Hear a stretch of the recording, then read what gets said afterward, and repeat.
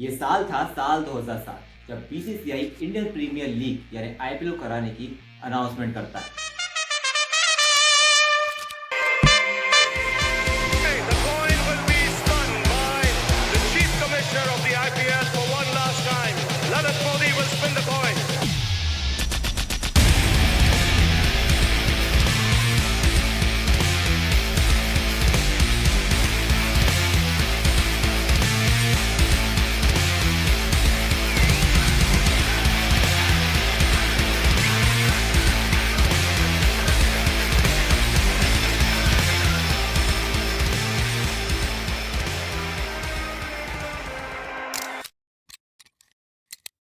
ये किसी सपने तक में नहीं सोचा होगा कि अलग अलग देश की टीमों के खिलाड़ी अलग अलग टीमों की फ्रेंचाइजी में एक साथ मिलकर खेलेंगे।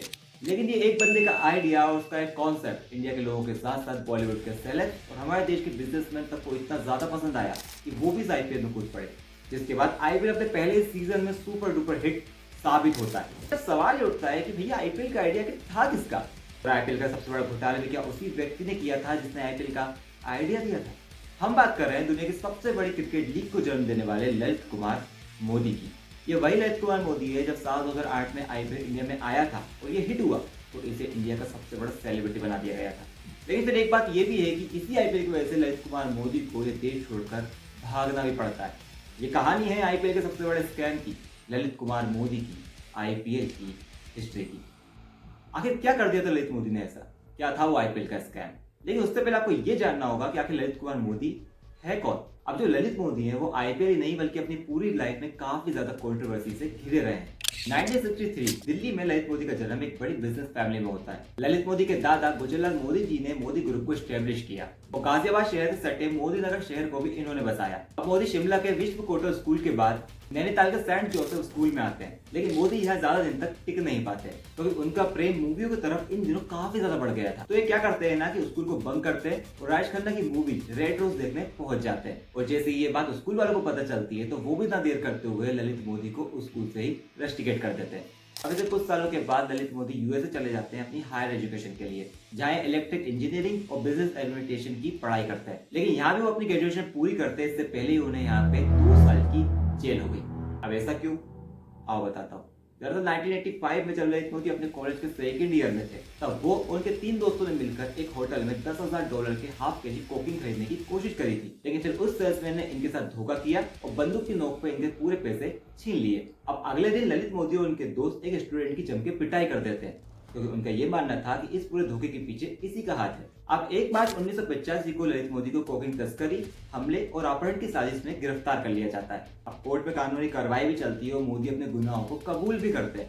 अब उन्हें पूरे 2 साल की सजा भी सुना दी जाती है। अब जेल में रहते हुए ललित मोदी यूएस गवर्नमेंट से अपील भी करते हैं कि वो काफी लंबे समय से बीमार चल रहे हैं, इसलिए उनकी जेल की सजा थोड़ी कम की जाए और उन्हें इंडिया अपनी फैमिली के पास जाने दिया जाए, जिसके बाद यूएस गवर्नमेंट भी इसके लिए मान जाती है और 1986 में वो इंडिया वापस आ जाते हैं और इंडिया आके अपना फैमिली बिजनेस ज्वाइन कर लेते हैं। हालांकि ललित मोदी का मन उनके फैमिली बिजनेस में लगता नहीं था, लेकिन उनका फैमिली बिजनेस छोटा मोटा भी नहीं था। गोडफ्री फिलिप्स इंडिया लिमिटेड जो इनके family run business Modi enterprises के अंदर आता है। अब आप नाम से नहीं पहचान पाए हो तो इस कंपनी के अंदर कई बड़े सिगरेट ब्रांड आते हैं, जैसे Marlboro, red and white, Jaisalmer, कैविटा जैसे कई सिगरेट ब्रांड इस कंपनी के अंदर आते हैं। हालांकि अब 1993 तक सब कुछ सही ही चल रहा था, लेकिन आपको मैंने शुरू में बताया था कि ललित मोदी को अपने इस बिजनेस में ज्यादा मजा नहीं आता था, इसलिए अब ललित मोदी कुछ अलग बिजनेस करने की सोचते हैं। इसलिए वो 1993 में अपने फैमिली ट्रस्ट के पैसों का यूज करके मोदी एंटरटेनमेंट नेटवर्क की शुरुआत कर देते हैं। अब इसका ये काम था कि जो भी विदेश के चैनल आते थे उन्हें इंडिया में ब्रॉडकास्ट करना था और इसलिए उन्होंने वर्ल्ड डिज्नी पिक्चर्स के साथ पूरे 10 साल का एग्रीमेंट भी किया था। लेकिन जैसे ही ये 10 साल का टाइम पीरियड इनका खत्म हुआ, मोदी का बिजनेस भी ठप हो गया और इनकी कंपनी बंद हो गई। अब साल 2002 में ललित मोदी केरला के अंदर एक ऑनलाइन लॉटरी का बिजनेस भी शुरू करते हैं, लेकिन ये भी जल्दी बंद हो जाता है। अब एक तो नहीं बल्कि कई सारे बिजनेस फेल होने के बाद ललित मोदी सोचते हैं कि हटाओ यार, अब कुछ अलग, कुछ हटके, कुछ धांसू करना है। अब यहाँ से ललित मोदी अपने दिमाग की बत्ती जलाते हैं और कुछ अलग, कुछ धांसू सोचते हैं और बिल्कुल यहीं से उनके दिमाग में आता है आईपीएल का आइडिया। दरअसल जब ललित मोदी अमेरिका में रहते थे तब उन्होंने वहां पर देखा था कि वहां पर कई सारे गेम्स की प्राइवेट लीग होती हैं, जहाँ सिटी वाइड टीमों को डिवाइड किया जाता है और ये वहां पर गेम काफी ज्यादा पॉपुलर भी है।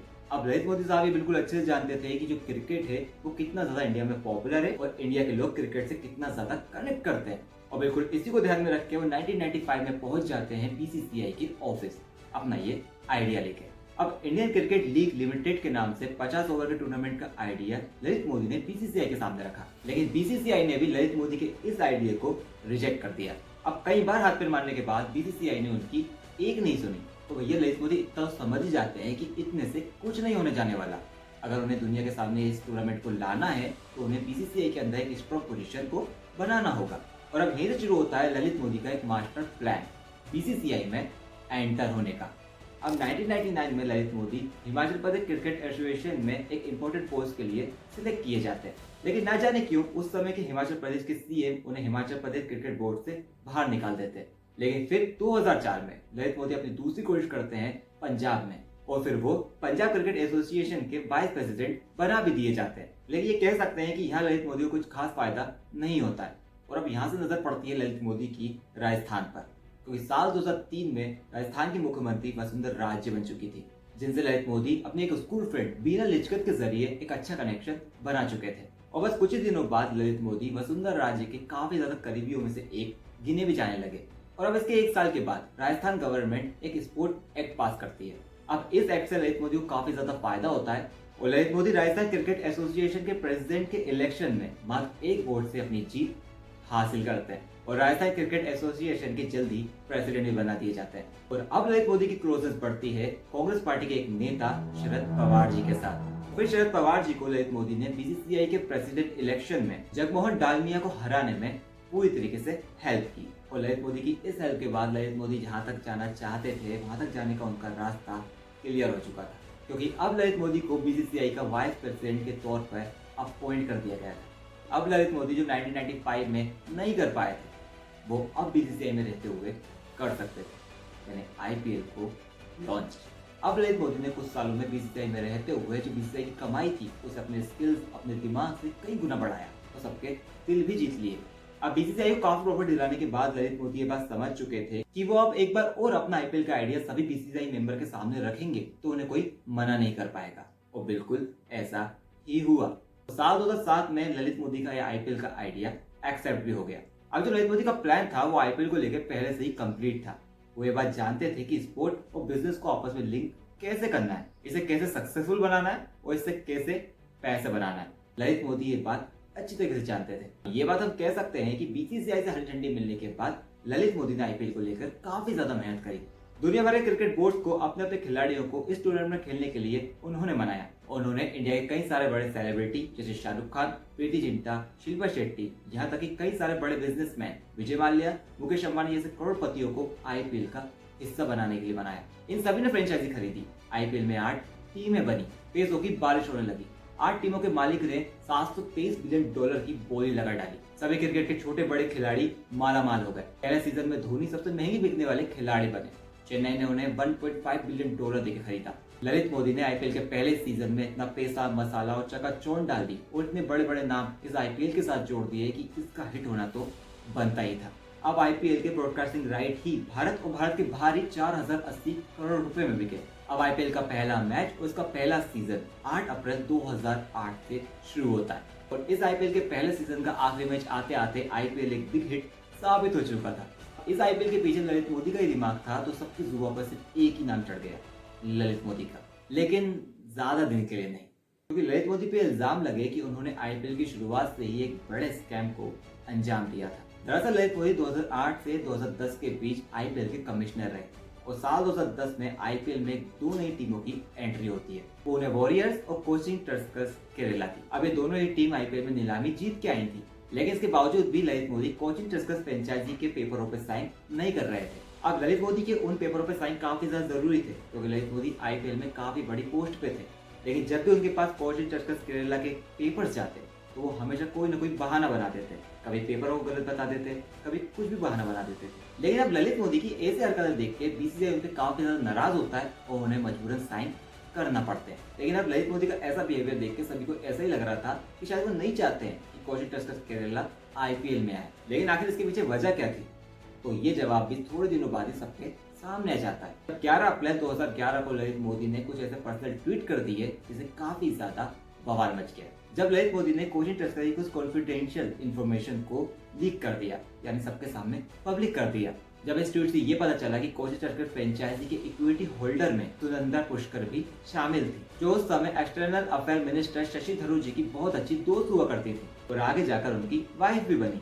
और अब ये मामला क्रिकेट से हटकर पॉलिटिक्स पे आ गया, क्योंकि अब शशि थरूर पर विपक्ष करप्शन जैसे इल्जाम लगाने लगा था, जिसके कारण शशि थरूर को अपने पद से, अपनी पोस्ट से रिजाइन भी करना पड़ता है। अब ललित मोदी ने कोचिंग तस्कर की पर्सनल इन्फॉर्मेशन पब्लिक तो कर दी थी, लेकिन यही उनकी सबसे बड़ी गलती थी। तो अब ललित मोदी के जो सुनहरे दिन चल रहे थे वो खत्म होने वाले थे, क्योंकि साल 2010 के आईपीएल के फाइनल के बाद ललित मोदी को आईपीएल के चेयरमैन और बीसीसीआई के वाइस प्रेसिडेंट के पद से हटा दिया गया। तो यही नहीं, इसके अलावा भी कई अलग अलग तरीके के चार्जेस ललित मोदी पर बीसीसीआई द्वारा लगाए गए, जैसे अवेरी काउंसिल को बाईपास करके अकेले मेजर डिसीजन ले लेना, ब्रॉडकास्टिंग डील बेचने के लिए घूस लेना, प्रॉपर प्रोसेस होती है उनको फॉलो ना करना, डिफरेंट फ्रेंचाइजी को अपने फैमिली मेंबर में सेल करना, अपने दोस्तों और अपने करीबियों को बीसीसीआई के कॉन्ट्रैक्ट दिलवाना, मनी लॉन्ड्रिंग करना जैसे कई बड़े आरोप बीसीसीआई ने ललित मोदी पर लगाए।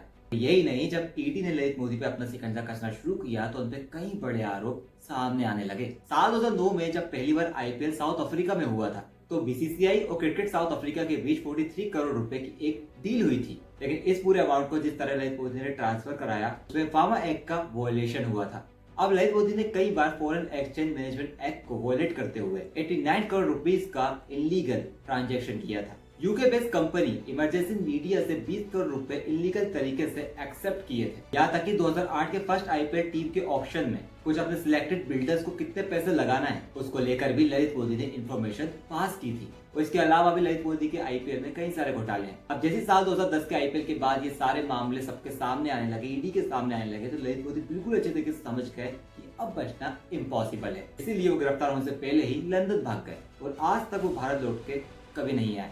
लेकिन अब थोड़ी शॉकिंग बात ये भी है कि वो लंदन जाने के बाद इतना बड़ा स्कैम करने के बावजूद भी भारतीय क्रिकेट से कभी दूर हुए ही नहीं, क्योंकि वो साल 2015 तक राजस्थान क्रिकेट एसोसिएशन के वाइस प्रेसिडेंट बने रहे थे। अब ललित मोदी के लंदन भाग जाने के बावजूद भी इनमें कई सारे मामले सामने आ रहे थे। इनका नाम कई सारे बड़े पॉलिटिशियन के साथ भी जुड़ा, जैसे वसुंधरा राजे, उनके बेटे पर भी एक आरोप लगा कि ललित मोदी ने अपनी एक शेयर कंपनी के जरिए करोड़ों रुपए का फायदा पहुंचाया है वसुंधरा राजे और उनके बेटे दुष्यंत सिंह को। अभी ललित मोदी की पत्नी है मीनल मोदी, उन्हें ब्रेस्ट कैंसर था और पोर्चुगल में उनका ब्रेस्ट कैंसर का ऑपरेशन होना था। इसमें एलिगेशन ये लगते हैं कि सुषमा स्वराज जी के कहने पर ही ललित मोदी को लंदन से वो ट्रेवल डॉक्यूमेंट मिल पाए थे जिससे वो पोर्चुगल जा सके। अब आईपीएल में इतना बड़ा स्कैम करके ललित मोदी आज भी लंदन भागकर अपने ऐशो आराम की जिंदगी जी रहे हैं और इन्हें आज तक हम इंडिया वापस लाने में नाकाम रहे। और ये क्यों? विजय माल्या, नीरव मोदी ऐसे कई बड़े नाम हैं जो भारत में कई बड़ा स्कैम करके आज लंदन में अपने ऐशो आराम की जिंदगी जी रहे हैं। लेकिन अब ऐसा क्यों? काफी सारे लोग भारत में स्कैम करके लंदन भाग जाते हैं और हम उन्हें वापस क्यों नहीं ला पाते? इसका जवाब है पॉलिटिकल असाइलम हासिल कर लेना। यानी कोई भी इंसान स्कैम करके यूके भाग जाए और वहां की गवर्नमेंट से ये कहे कि मुझे अपने देश से खतरा है, मुझे अपने देश में ले जाके टॉर्चर किया जाएगा, मुझे वहां ले जाके मार दिया जाएगा, तो ऐसी कंडीशन में उस व्यक्ति को पॉलिटिकल असाइलम मिल जाता है लंदन में। और एक और काफी बड़ी चीज है लंदन में जो ऐसे स्कैम करने वालों को सेफ रखती है और इन स्कैम करने वालों के लिए चीज काफी ज्यादा आसान भी होती है। ये है यूके का गोल्डन वीजा हासिल करना। यदि आप अगर 2 बिलियन पाउंड का यूके के अंदर इन्वेस्टमेंट कर देते हैं तो आपको यूके का गोल्डन वीजा मिल जाता है। भाई ऐसे इंसान को यूके का गोल्डन वीजा अगर गलती से मिल जाए तो उसे ऑलमोस्ट वहां से वापस लाना इम्पॉसिबल ही है। तो ये थी कहानी आईपीएल की, आईपीएल के सबसे बड़े स्कैम की, ललित मोदी की। तो I hope you like this video. अगर वीडियो अच्छी लगी हो तो लाइक, शेयर, कमेंट जरूर करें और साथ ही चैनल को सब्सक्राइब जरूर करें जिससे हमें और मोटिवेशन मिल पाए और आपके लिए ऐसी वीडियोस लाते रहें। तब तक के लिए जय हिंद, जय भारत।